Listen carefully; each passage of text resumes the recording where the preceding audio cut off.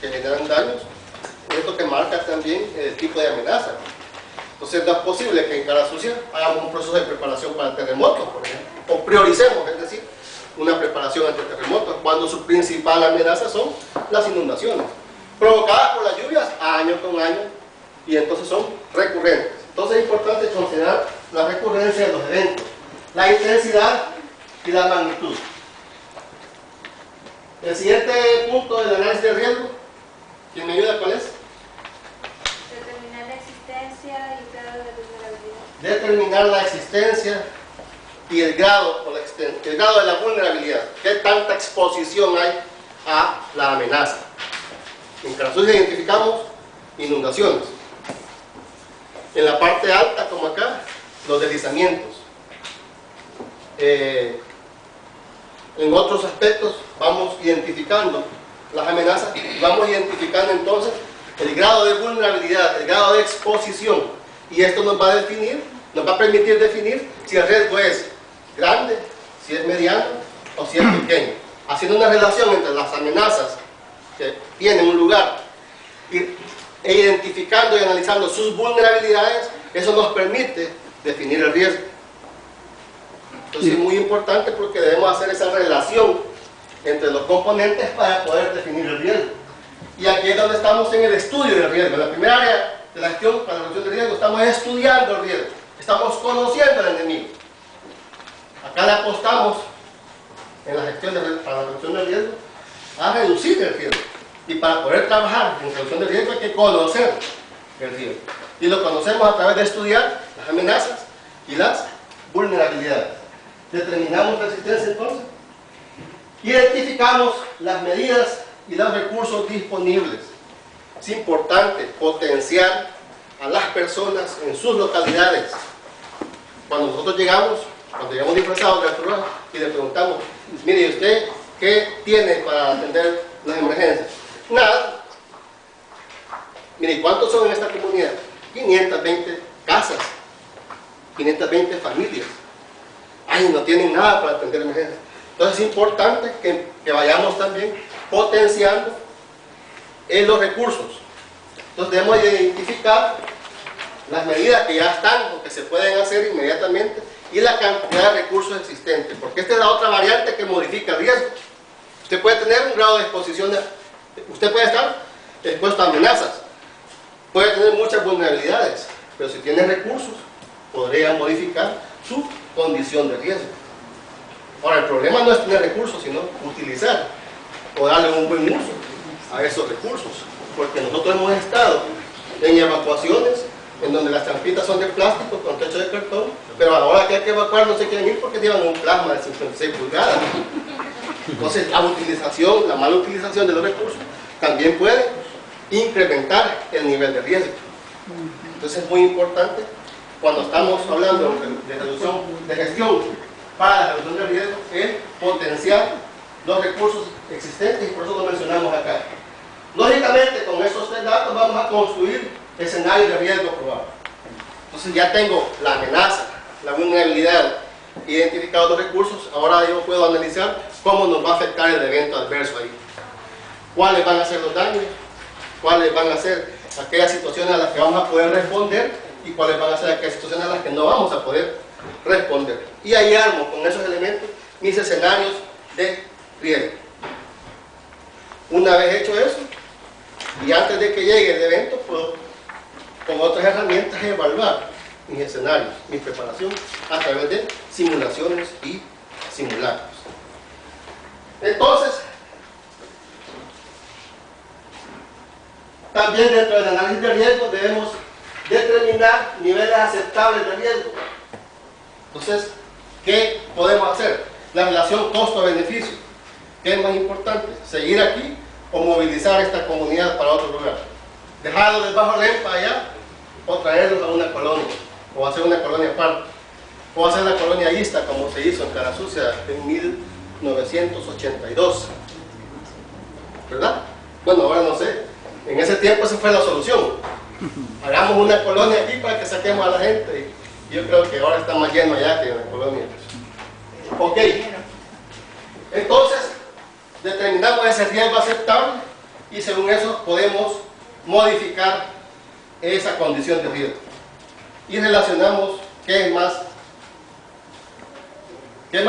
prudente hacer, reducir los costos o aumentar los beneficios. También vamos a fijar prioridades en cuanto a tiempos y movimientos de recursos. Ya tengo mis escenarios, ya sé cuáles son las amenazas, ya sé cuáles son las vulnerabilidades. Entonces, como institución, como organización, yo voy a definir en qué voy a trabajar.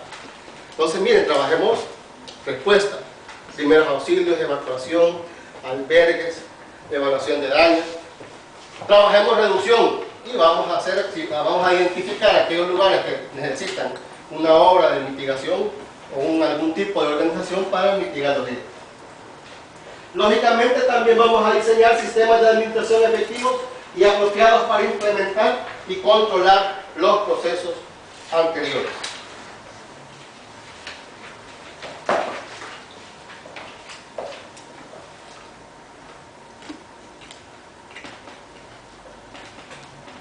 Es muy importante porque la gestión para la reducción de riesgos nos debe permitir lograr una aproximación de carácter integral, intersectorial. Cuando hablamos de reducción de riesgo, es que si yo voy a llegar con una institución a una comunidad, debo identificar no solo los recursos de la comunidad, sino todos aquellos recursos que le rodean. Todas aquellas instituciones que también quieren trabajar con la comunidad, y eso me va a dar un carácter interinstitucional en la comunidad. Puedo aprovechar esa cantidad de recursos que están ahí alrededor de la comunidad para potenciar los recursos locales y hacer así una reducción efectiva del riesgo.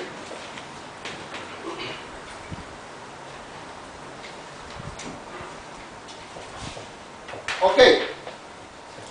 ¿Cuál era la segunda área que teníamos?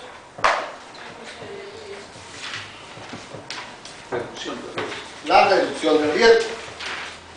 En su manual de participante, siempre en la página 2-5,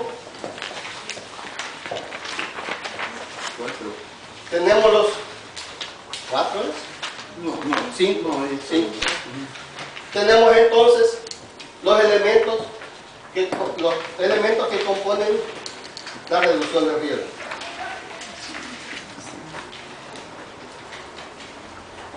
Entonces, en la primera parte de su manual tienen ahí componentes de reducción del riesgo en el área de... ¿Cuál es el área? Reducción de riesgo. Y el primer elemento que nos encontramos los elementos que nos encontramos en esta área son la prevención y la mitigación. Recuerden, gestión para la reducción de riesgos, 4 áreas. Primera área, análisis de riesgo. Segunda área, reducción del riesgo.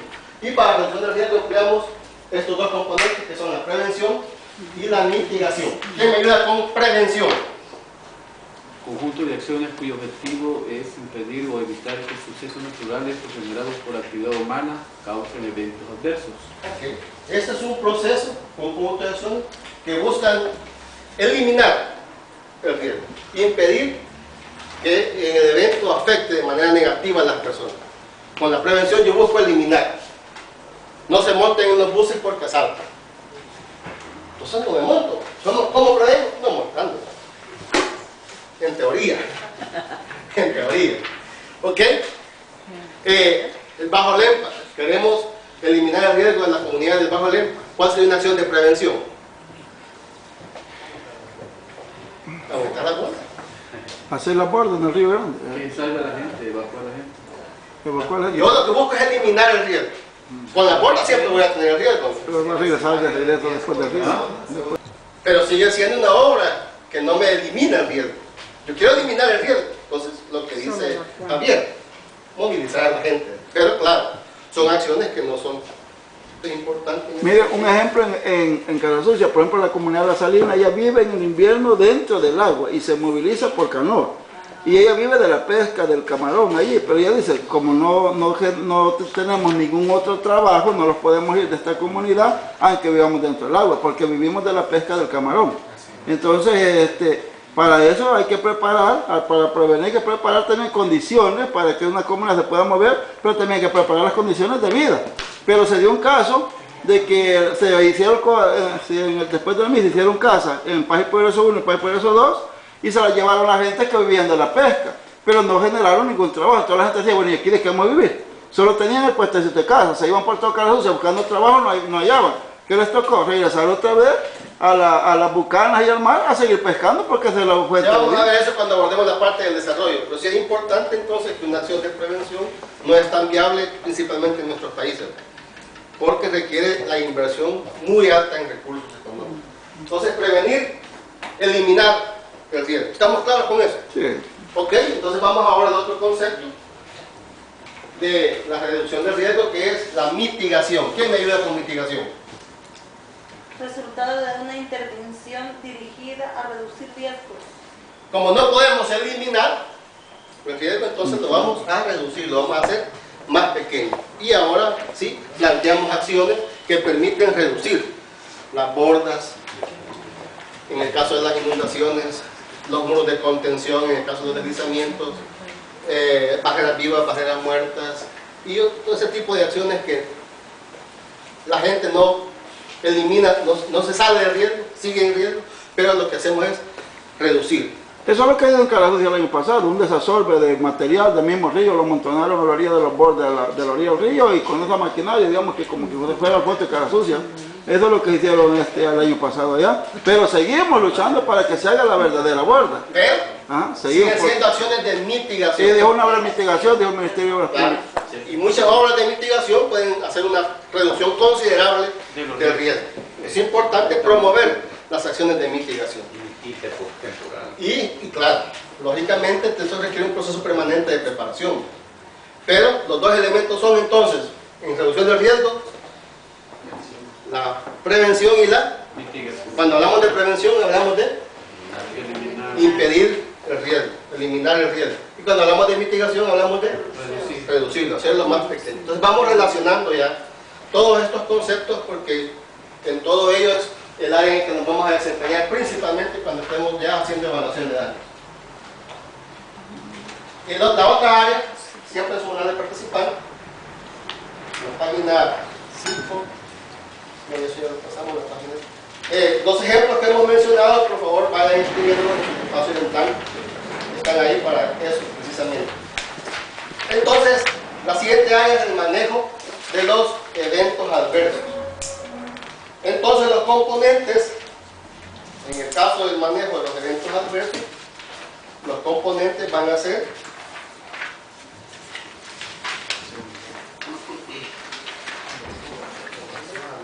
la preparación, la alerta y la respuesta. En su manual siempre por ahí llenen ese espacio para eso. Y vamos al primer término que utilizamos acá. Preparación. ¿Quién me ayuda? ¿De qué? Conjunto de medidas y acciones para reducir al mínimo la pérdida de vidas humanas y daños, organizando oportuna y eficazmente la respuesta y la realización. Conjunto de medidas y acciones para reducir al mínimo la pérdida de vida. ¿A quién va dirigido este conjunto de medidas? ¿A quién? A las personas. Entonces, la preparación es a las personas. Son actividades de preparación que nos van a permitir responder adecuadamente ante un evento adverso. Entonces, todas esas medidas de preparación, los planes, la capacitación, la elaboración de escenarios, los ejercicios de simulación y simulacro, evaluando la organización, todo eso son actividades de preparación que igual nos permiten reducir el riesgo, ofreciéndonos la oportunidad de responder adecuadamente ante los eventos. Lo principal de los eventos, de los daños, los principales riesgos que hemos tenido es la forma en que respondemos ante los eventos. Los terremotos, por ejemplo, siempre nos generaron muchos daños por la forma de respuesta.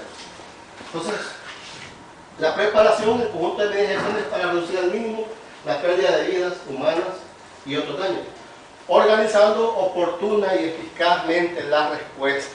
Es decir, esto también requiere un proceso de planificación, un proceso de programación.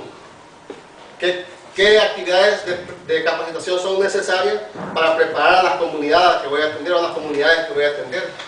¿Cuál va a ser el programa de capacitación que voy a implementar? ¿Qué tipo de organización voy a implementar? ¿Cómo se va a manejar esa estructura a la hora de la respuesta? ¿Con quiénes van a hacer relaciones? ¿Con quiénes se van a vincular en el exterior de la comunidad? ¿Qué instituciones tienen a su alrededor? ¿Qué instituciones hay en el municipio? ¿Qué instituciones hay en el departamento? Todo eso es parte de la preparación.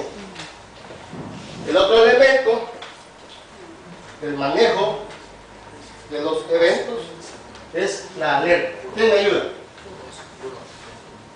Estado declarado con el fin de tomar precauciones específicas debido a la probable y cercana ocurrencia de un evento adverso. Ok, la alerta es un estado declarado con el objetivo de tomar precauciones específicas.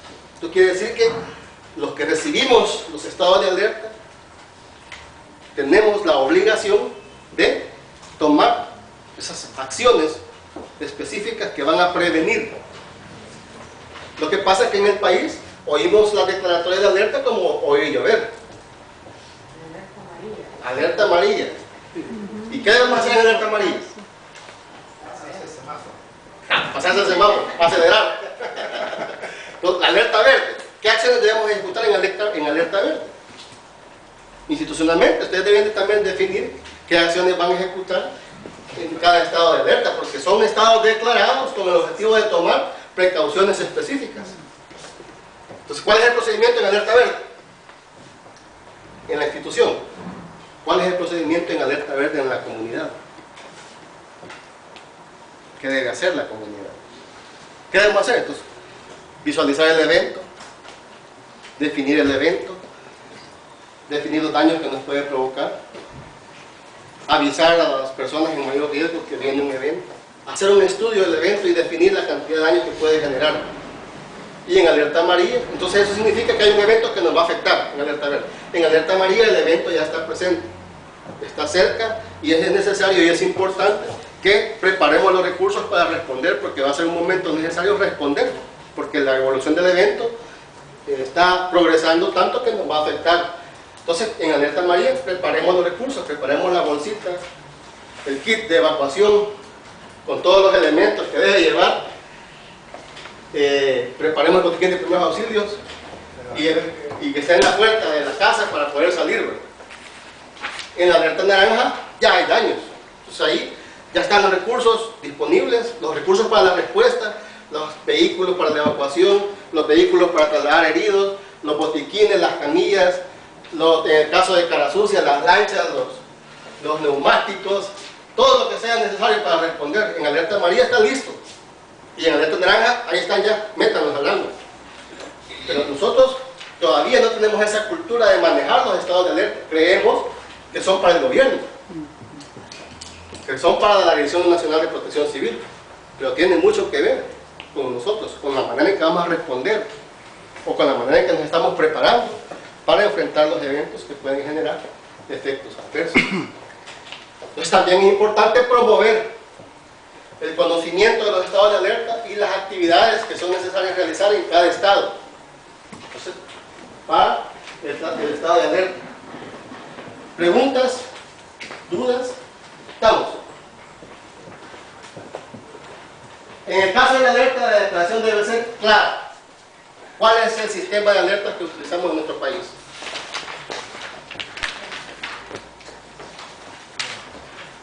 Sistema de colores. Sistema de colores, y estamos alerta verde, alerta amarilla, alerta naranja y alerta roja. Eso debe estar claramente definido en nosotros y en las comunidades o en las personas con las que vamos a trabajar. Debe ser accesible, es decir, entonces que declarar un estado de alerta debe garantizarse que toda la persona en riesgo debe conocer ese estado de alerta, ese estado en el que el riesgo es muy probable y es muy cercano, la afectación de tal manera que va a salir afectada. Entonces debe ser accesible. Ahora, ninguna comunidad puede decir que no se enteró de un estado de alerta, porque ahora hay tantos medios y no falta un televisor en una casa. Puede faltar la comida, pero no falta el televisor ni el equipo de sonido. Y a través de esos medios se están haciendo o divulgando los estados de alerta. Si es que ahora nadie puede alegar ignorancia. ¿Y qué pasa? Las autoridades se quitan la responsabilidad con eso. allá que aquel que fue advertido no hizo ninguna acción. Es importante entonces promover el manejo de los estados de alerta en la comunidad. La alerta debe ser inmediata. Sí, un evento en el país nunca nos ha afectado un huracán.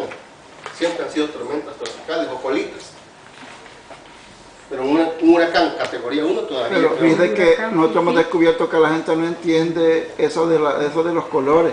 Porque la gente solo entiende cuando es alerta roja, cuando el río ya se salió. Cuando ya están controlados. Pero mira, estos dos pasos no los entiende todavía, porque estamos en alerta verde, pero ¿qué hacemos? Dice, ¿qué es lo que tiene que hacerse? Entonces, y así, pues por esos pasos. Entonces, cuando ya es alerta roja, sí, porque del río, lo están yendo a ver el río, que viendo la repunta. Entonces, sí, bueno, hay que sacar a la gente a la parte más alta, porque hay que entonces, ¿qué podemos hacer para que la gente empiece a conocer eso? Tenemos que promover, y eso, promover una promoción grande, alta. En ¿A eso. quiénes les corresponde? De aquí para allá. A la gente que ustedes conocen, ¿a quién le corresponde socializar de esto? Pues creo que a todos. Claro que sí. En su comunidad, en mi familia. Mi familia debe saber los estados de alerta y cuáles son las acciones que debemos ejecutar en cada estado de alerta. Pero todavía no tenemos. Una de las principales vulnerabilidades en nuestro país es nuestra cultura. Una cultura reactiva. Solo si pasa algo, hago algo. Si no, 10 de octubre de 1986, Terremoto. a enero del 87 ya los daños de los terremotos ya habían pasado, ya. No nos preparamos. Bueno, y así nos probaron en el 2001. Un mes después nos mandan otro para ver si habíamos aprendido. ¿Y qué pasó? No aprendimos. Pero hay un sistema oficial de comunicación que debe establecerse, porque con aquí el código de que todos tienen televisor o tienen radio, la gente se entera, para mí que es una... Claro, sí. observación. Eso me lo saqué a lo mejor. Vamos a llegar a esa parte. Entonces la declaratoria debe ser inmediata, debe ser coherente. Es decir, ¿por qué no cualquiera puede declarar estado de alerta? Porque eso debe ser analizado y debe ser coherente, porque los estados de alerta también implican compromisos políticos, sociales y económicos. Entonces, por eso los estados de alerta son, ya vamos a llegar a la otra parte, son oficiales. El estado de alerta debe ser oficial. ¿Quién es el ente oficial en el país para hacer declaratorias de alerta? Protección civil. Protección La Civil, Dirección Nacional de Protección Civil. Protección Civil y Moisés Urbina. Don Moisés no puede. Él es un asesor ahí, supuestamente. Ok, pero ese es un comercial. Entonces, debe ser oficial. Ya está reglamentado en nuestro país. A partir de agosto del 2005 está la Ley de Protección Civil, Prevención y Mitigación de Desastres, que establece cómo se va a hacer la declaratoria de alertas. Al 2010 se elaboraron los reglamentos para el cumplimiento de esta ley. Y así, no hemos ido a la velocidad que quisiéramos, pero poco a poco se va haciendo un avance en la gestión para la reconstrucción a nivel país. Entonces, el ente oficial, la Dirección Nacional. Estas son las características de los estados de alerta. La otra parte del manejo de los desastres o el manejo de los eventos adversos es la respuesta. ¿Quién me ayuda? Acciones llevadas a cabo ante un evento adverso y que tienen por objeto salvar vidas, reducir el sufrimiento humano y disminuir las pérdidas.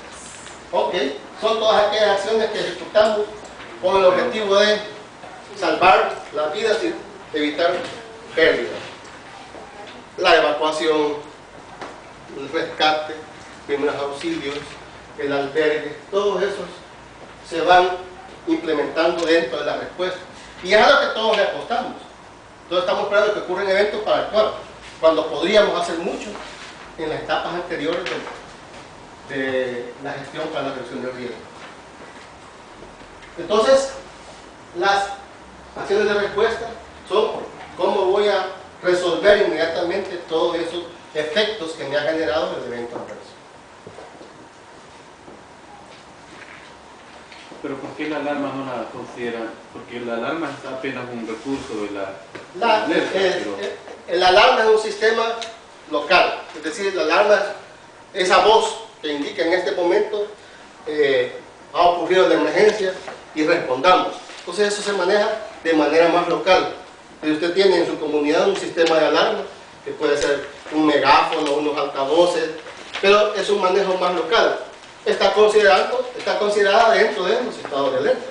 Entonces cuando ya está en alerta roja, usted activa su sistema de alarma, que aunque hay muchos instalados, no se utilizan como tal, sino que se les da otros usos. Ok, recuperación, dos elementos. Esta es la cuarta área de la gestión para la reducción de riesgos. La parte de recuperación, dos elementos, la rehabilitación y la reconstrucción. Rehabilitación. ¿Quién me ayuda?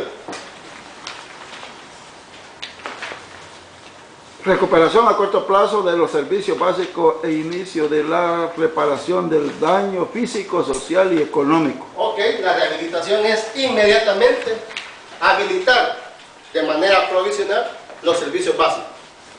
En un terremoto se rompió una tubería, voy a un NIPE, reparo así provisionalmente y ya tengo el agua en la comunidad. Rehabilitar es en la etapa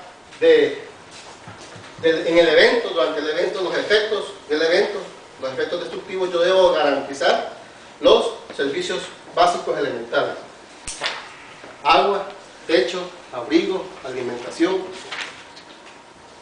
comunicaciones. Estamos hablando a corto plazo, un año. No, a corto plazo, inmediatamente. Estamos hablando inmediatamente que sucede el evento. Sí, usted debe proveer a las personas de las necesidades básicas. Entonces, porque está el otro concepto que nos va a llevar a esos plazos que usted menciona y que requieren un proceso más largo. Aquí es casi que en el momento que suceden los daños y las necesidades de las personas están presentes, yo debo habilitar inmediatamente esos servicios, rehabilitar inmediatamente. La reparación en la luz eléctrica, aunque no se cayeron los postes, y yo busco una manera de conectar los alambres, aunque no haya levantado los postes, para que haya energía eléctrica. Hacer los parches en las tuberías para que haya servicio de agua, o proveer un sistema de agua externo. Entonces, la rehabilitación es habilitar inmediatamente los servicios básicos. Y aquí es donde empieza la reparación del daño físico, social y económico. Y aquí empezamos, y ahí es donde juega un papel importante la evaluación de daños, porque la evaluación de daños nos va a decir cuáles son los servicios necesarios inmediatos, y como institución respondedora o como parte de la Comisión Municipal de Protección Civil, yo voy a poder definir cuáles son las necesidades inmediatas de esas personas, con el objetivo de salvaguardar su seguridad y la vida de las personas. Entonces ahí es donde la evaluación de daños tiene que hacer ese papel que le corresponde, tener la información inmediatamente y en circulación esa información. La evaluación de daños no es para guardarla, es para socializarla. Pero eso es importante definir cómo la institución va a hacer esa evaluación, en qué contexto, solo en nivel institucional, como parte del sistema, o cómo va a hacer para engranar esa información con el sistema, que la información debe llegar al sistema, en este caso el Sistema Nacional de Protección Civil. Ok, eso es rehabilitación. Reconstrucción. ¿Quién me ayuda? Proceso de reparación a mediano y largo plazo del daño físico, social y económico a un nivel de desarrollo igual o superior al existente antes del evento. Ok, aquí sí, ya es un proceso de reparación. De aquí ya los procesos son permanentes. Aquí sí, como la tubería ya era tan vieja cuando se rompió, que ahora voy a tratar de superar ese estado en que se encontraba y a lo mejor cambiar el sistema de servicio de agua potable, a lo mejor, idealmente. La reconstrucción de viviendas, reconstrucción de puentes, reparación permanente de los puentes, y otras actividades que nos permiten brindar los servicios básicos de la manera en que se estaban brindando antes del evento o de una mejor manera. Es decir, entonces, que esas reparaciones que voy a hacer permanentes deben considerar un nivel de desarrollo. Y es ahí donde cabe que las reparaciones que hago deben ser superiores a las existentes antes del evento. Pero esa es una propuesta y esa es una manera ideal de pensar en eso. Lo que pasa es que nosotros hemos implementado acciones de rehabilitación y las dejamos como recordamos todos esos elementos que se interrelacionan en reducción de riesgos. Y más tardecito vamos a empezar a hablar sobre la evaluación de daños como tal. Y vamos a conocer cómo se hace, cómo se organiza y cómo se implementa. Y ahí van a ir definiendo ustedes muchas dudas que a lo mejor ahora las ha generado. Pero sí, no perdamos la visión, porque en este momento no estamos hablando de EDAN. Estamos hablando de gestión para la reducción del riesgo. Una aproximación a los conceptos. Hicimos un paseo muy, pretendíamos que fuera corto, pero se me hizo largo, sobre emergencia, amenaza, vulnerabilidad, riesgo, amenaza, factor externo, vulnerabilidad, factor interno, riesgo, la probabilidad de ser un valor específico de daños. Luego vimos la parte, las áreas y los componentes de la gestión para la reducción de riesgo. Vimos 4 áreas entonces: análisis de riesgo, reducción de riesgo, manejo de eventos adversos y recuperación. Dentro del análisis de riesgo, pues, estudio de amenazas y vulnerabilidades, los escenarios de riesgo, identificar la amenaza, identificar la vulnerabilidad, la reducción del riesgo. Vimos 2 aspectos importantes: la rehabilitación, la prevención, perdón, y la mitigación. Prevenir, eliminar el riesgo, mitigar, reducir el riesgo. Manejo de los eventos adversos, la preparación, que son todas aquellas acciones que van orientadas a las personas en función de darles más herramientas para que respondan adecuadamente a las emergencias. La alerta, que son estados declarados con el objetivo de tomar precauciones específicas. Y quiero hacer inflexión en esto, porque eso debemos promoverlo. Nosotros mismos, en nuestras familias y en nuestras comunidades. Porque ese es un compromiso que adquirimos dentro de la ciudadanía. La respuesta es brindar esas acciones específicas que van a salvar vidas y reducir la pérdida, los daños, las pérdidas. Y ahí entra en respuesta la EDAN, que la vamos a ver después. Entonces ahí sí, todavía no estamos hablando de EDAN, estamos hablando de gestión para la reducción del riesgo. Y la última área, que era la recuperación, y ahí estaba la rehabilitación y la reconstrucción, entendiendo la rehabilitación como la reparación inmediata de los servicios básicos y la reconstrucción como procesos a largo plazo en el que se va a reparar permanentemente los daños observados en la comunidad o en las comunidades. Esto, dijimos, estaba amarrado íntimamente con el último componente que ustedes tienen en su manual en la página 2-8, que es el desarrollo. ¿Quién me ayuda con ese concepto que tienen al final de su manual? Aumento acumulativo durable de cantidad y calidad de bienes, servicios y recursos de una comunidad, unido a cambios sociales, tendiente a mantener y mejorar la seguridad y la calidad de vida humana, sin comprometer los recursos de las generaciones futuras. Un poco complicado, ¿verdad?